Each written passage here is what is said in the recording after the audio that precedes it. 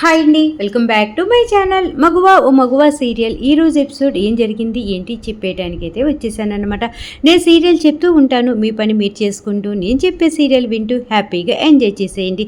అలాగే సీరియల్ బాగుంది అరుణ, చక్కగా అర్థమైంది అనుకుంటే మర్చిపోకుండా నా ఛానల్ని లైక్ చేయండి, షేర్ చేయండి, సబ్స్క్రైబ్ చేసుకోండి. కింద బెల్ సింబల్ ఉంటుంది కదా, దాన్ని గట్టిగా ఒక బాధేసేయండి. ఇంకా సీరియల్లో వచ్చేసేపటికి సింధూర బయట పెరట్లో బావి దగ్గర నిలబడి ఆలోచిస్తూ ఉంటుంది అన్నమాట. చంటి నివేద మధ్య ఏం జరగలేదు అనేసి సాక్ష్యాలతోటి నేను ఎలా నిరూపించాలి అనేసి ఇంకా సింధూర ఆలోచిస్తూ ఉంటే అప్పుడే అక్కడికి భవతి వాళ్ళ ఆయన వస్తాడనమాట.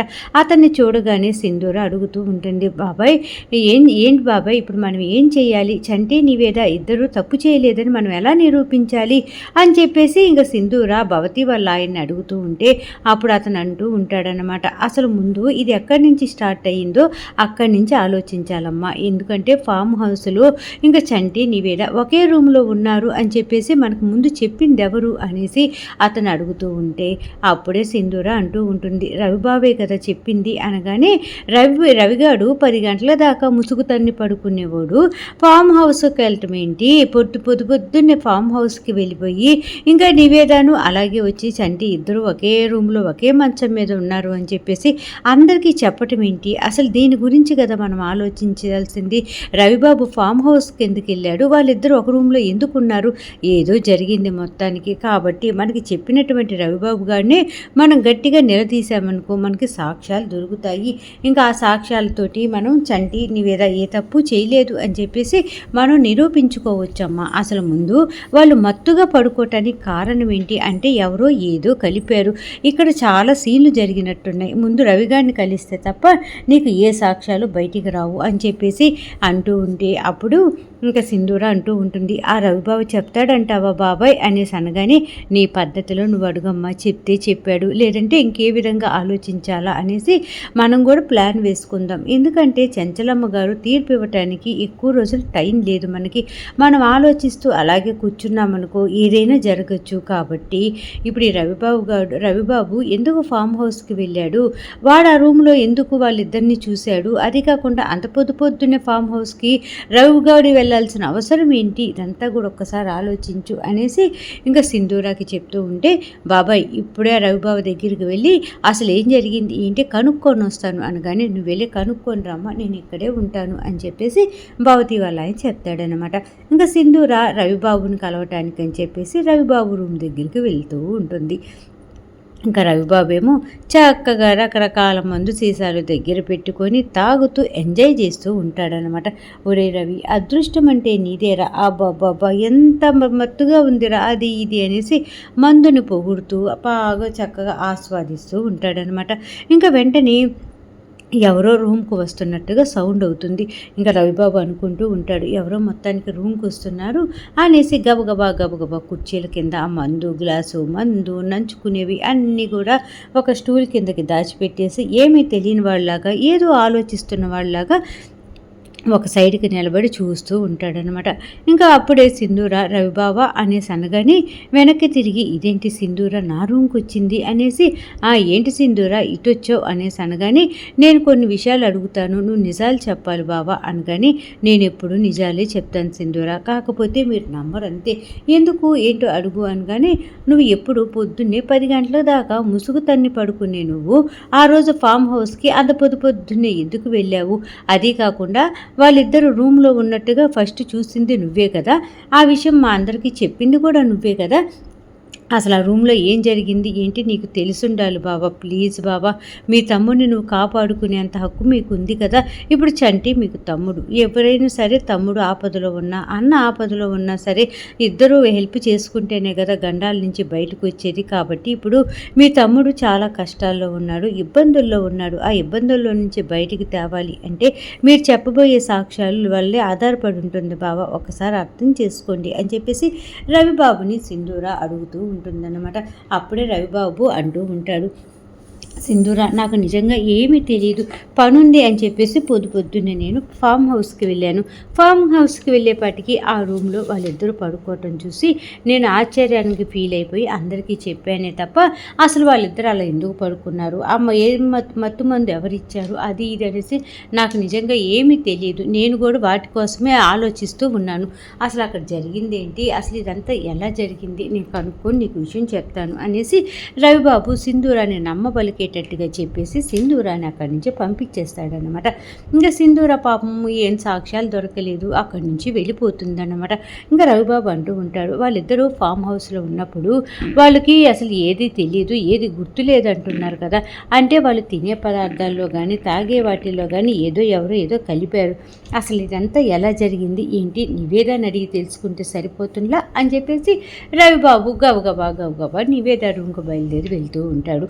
ఇంకా నివేద అప్పుడే గుడి దగ్గర చంటితో కూడా మాట్లాడింది కదా, ఇంకా అవన్నీ ఆలోచిస్తూ తన రూమ్కి వస్తుందన్నమాట. తన రూమ్లోకి వచ్చి ఇంకా చేతిలో ఉన్నటువంటి దేవుడి దగ్గరికి వెళ్ళేటప్పుడు పట్టుకుంటాం కదా బుట్ట, అది పక్కన పెట్టేసి ఇంకా అప్పుడే ఆలోచిస్తూ ఉంటుందన్నమాట. అసలు అక్కడ ఆ తప్పు జరగాల్సింది లేదు, ఆ అనవసరంగా నా జీవితం మీద నేను చెరుపుకోలేని మచ్చ వేసుకున్నాను, అందరిలో నేను తలెత్తుకొని తిరగలేకపోతున్నాను, ఏం చెయ్యాలి ఇప్పుడు అని చెప్పేసి నివేదవో ఫీల్ అయిపోతూ ఉంటే అప్పుడే అక్కడికి రవిబాబు వస్తాడనమాట. రవిబాబు వచ్చి, నివేద నాకు నిజంగా ఒక నిజం చెప్పు, ఆ రోజు మీరు మత్తులోకి ఎలా వెళ్ళారు, అసలు మీకు మత్తుగా ఎందుకు అనిపించింది అని చెప్పేసి ఇంకా రవిబాబు ఏమీ తెలియనట్టుగా నివేదాన్ని అడుగుతూ ఉంటే అప్పుడు నివేద అంటూ ఉంటుంది, రవి గారు నిజంగా మాకు మత్తు ఎలా వచ్చిందో మీకు తెలియదా అనగానే నాకేం తెలుసు నివేద అని చెప్పి రవిబాబు అంటూ ఉంటే అప్పుడు నివేద అంటూ ఉంటుంది, అక్కడ మేము కొబ్బరి బొండం నీళ్లు తాగాము, ఆ కొబ్బరి బొండం నీళ్ళల్లోని ఎవరో మా ఇద్దరికి మత్తు రావడానికి కలిపారు అనేసి ఒక్కసారిగా నివేద చెప్పేపాటికి రవిబాబుకి కంగారు లెగుస్తుందన్నమాట. క్లారిటీగా పలానా తిన్నాం పలానా తాగాం, వాటిల్లోనే మత్తు కలిసింది అని చెప్పేసి నివేద ఖచ్చితంగా చెప్తుంది. అంటే ఈవిడికి ఏదో మొత్తానికి డౌట్ వచ్చినట్టుంది అని చెప్పేసి రవిబాబు కంగారు పడిపోయి, సరే ఇప్పుడు ఆ విషయం గురించి ఎందుకులే నివేద గారు, ఇప్పుడైనా మాట్లాడుకుందాము, వెళ్తున్నాను అని చెప్పేసి బయలుదేరి రాబోతూ ఉంటే అప్పుడే నివేద గట్టిగా అరుస్తూ ఉంటుందన్నమాట. రవి గారు ఒక్కసారి ఆగండి అనేసి అనగానే రవిబాబు మనసులో అనుకుంటూ ఉంటాడు, ఏంటి మనిషి ప్రవర్తనలో తేడా వచ్చింది, మాట పిలుపులో కూడా తేడా వచ్చింది, ఇప్పుడు నన్ను ఏం అడగబోతుంది, అనవసరం గెలుక్కున్నట్టున్నాను, అసలే నిప్పుల కుంపటిలో ఉన్నటువంటి సెగంతా కూడా ఇప్పుడు నివేద మొహంలోనే కనపడుతుంది, ఇప్పుడు అనవసరంగా వచ్చి ఆ విషయం గురించి అడిగినట్టున్నాను కదా, ఒరే రవిగా నీకు నిజంగా బుద్ధి లేదురా అని చెప్పేసి రవిబాబే తిట్టుకుంటూ మొత్తానికి అక్కడికి వెనక్కి తిరుగుతాడనమాట. అప్పుడు నివేద అంటూ ఉంటుంది, మేము తాగినటువంటి కొబ్బరి బాండంలో మత్తు పదార్థం కలిపింది నువ్వే అని నాకు బాగా తెలుసు అనగాని, నివేద గారు మీరేం మాట్లాడుతున్నారు అని చెప్పేసి రవిబాబు అంటూ ఉంటే అప్పుడు నివేద అంటూ ఉంటుంది, నేను అలాగే చంటి తాగినటువంటి కొబ్బరి బాండం నీళ్ళల్లో నువ్వే మత్తు కలిపావని చెప్పేసి నాకు క్లారిటీగా తెలుసు, కాబట్టి నువ్వు అబద్ధం ఆడటానికి ట్రై చేయొద్దు, లేదంటే ఇప్పుడే చెంచలమ్మ గారి దగ్గరికి వెళ్ళి సాక్ష్యాలతోటి నిరూపించాననుకో నీ బతుకు మామూలుగా అవ్వదు అని చెప్పేసి నివేద రవిబాబుని భయపిస్తూ ఉంటే ఇంకా రవిబాబు నిజం ఒప్పుకొని ఇంకా నివేద కాళ్ళ మీద పడిపోతూ, ప్లీజ్ నివేద గారు చెప్పమాకండి, మళ్ళీ నన్ను ఇంట్లో కూడా ఉండనీరు ప్లీజ్, ఇంకా పెద్దమ్మ అయితే నన్ను ఏకంగా చంపేస్తుంది, ప్లీజ్ ఈ విషయం గురించి ఇంకా మాట్లాడమాకండి అని చెప్పేసి ఇంకా రవిబాబు నివేదాన్ని బతిమలాడుకుంటూ ఉంటాడనమాట. అప్పుడే నివేద అంటూ ఉంటుంది, నా బతుకు ఎలాగో నాశనం అయిపోయింది, ఇప్పుడు ఈ విషయం చెప్పి నీ బ్రతుకు నాశనం చేయటం కూడా నాకు ఇష్టం లేదు, కాబట్టి ఈ విషయం గురించి నువ్వు ఎప్పుడైనా నోరెత్తావంటే ఇక నేను నిజం చెప్పేస్తాను, ఇంకా నీకు పడాల్సిన శిక్ష అంతా పడుతుంది, ఆలోచించుకో అనేసి నివేద రవిబాబుకి వార్నింగ్ ఇస్తుందన్నమాట. ఇంకా రవిబాబు సరే మీ గురించి అసలు నేను ఎప్పుడు ఆలోచించను, ఈ విషయం గురించి ఎప్పుడు ఎత్తను అని చెప్పేసి రవిబాబు చెమట్లు కక్కుకుంటూ నివేద రూమ్లో నుంచి బయటపడిపోతాడనమాట. ఇంక ఇలా జరుగుతూ ఉంటుంది. మొత్తానికి చెంచాలమ్మ గారు అదేనండి మన చెంగలమ్మ గారు దీర్ఘంగా ఆలోచిస్తూ ఉంటారనమాట. ఆదినారాయణ సరిగ్గా ఏ మాట కూడా చెప్పకుండానే వెళ్ళిపోయాడు, అన్ని పూర్తిగా వివరాలు చెప్పి కదా నన్ను ఇక్కడికి పంపించాల్సింది, ఎవరు ఏమవుతారు వాళ్ళ పేర్లేంటి అసలు ఇదంతా కూడా ఏం చెప్పకుండా కొంచెం అంటి ముట్టనట్టుగా కొన్ని చెప్పి పంపించాడు. ఆదినారాయణ చెప్పిన దానికి ఇక్కడ జరిగేదానికి చాలా తేడా ఉంది, నేనేం చేయాలిరా దేవుడా అనేసి చెంగాలమ్మ ఆలోచించుకుంటూ ఉంటే అప్పుడే అక్కడికి కేశవ వస్తాడనమాట. కేశవ వచ్చి, ఏంటి చెంచలమ్మ ఏం ఆలోచిస్తున్నావు? ఇప్పుడు నీకు తల దెబ్బ తగిలింది కదా, అది ఎలా ఉంది అనగానే, అయ్యో చూస్తున్నారు కదండి దెబ్బ అని చెప్పేసి ఓవర్ యాక్షన్ స్టార్ట్ చేస్తుందన్నమాట చెంగాలమ్మ. అప్పుడే కేశవ గారు అంటూ ఉంటారు, ఆ దెబ్బకి కట్టినటువంటి కట్టు ఇప్పది నువ్వు అని చెప్పేసి చెంగాలమ్మ తల మీదకి ఉన్నటువంటి కట్టు ఇప్పదీస్తూ బాగా తగ్గింది. దెబ్బ మటుకు చక్కగా తగ్గిపోయింది. బాగా నేను చెప్పిందంతా నువ్వు విన్నావు కాబట్టి దెబ్బ తగ్గిపోయింది అనేసి ఇంకా కేశవ గారు చక్కగా అక్కడే ఏదో ఆయిల్ అంతా రాసుకుంటూ అలాగే ఉంటాడనమాట. ఇంకా అప్పుడే కేశవ గారికి గుర్తొస్తుంది, చెంచలమ్మ నేను నిన్ను ఒకటి అడగనా అనగానే చెంగాలమ్మ అనుకుంటూ ఉంటుందన్నమాట. ఏంటి ఈయనకేమన్నా నేను చెంచలమ్మను కాదని చెప్పి తెలిసిపోయిందా ఏంటి, ఆ విషయం గురించి అడగాలనుకుంటున్నాడా ఏంటి అని చెప్పేసి కొంచెం కంగారు పడుతూ ఉంటుందన్నమాట.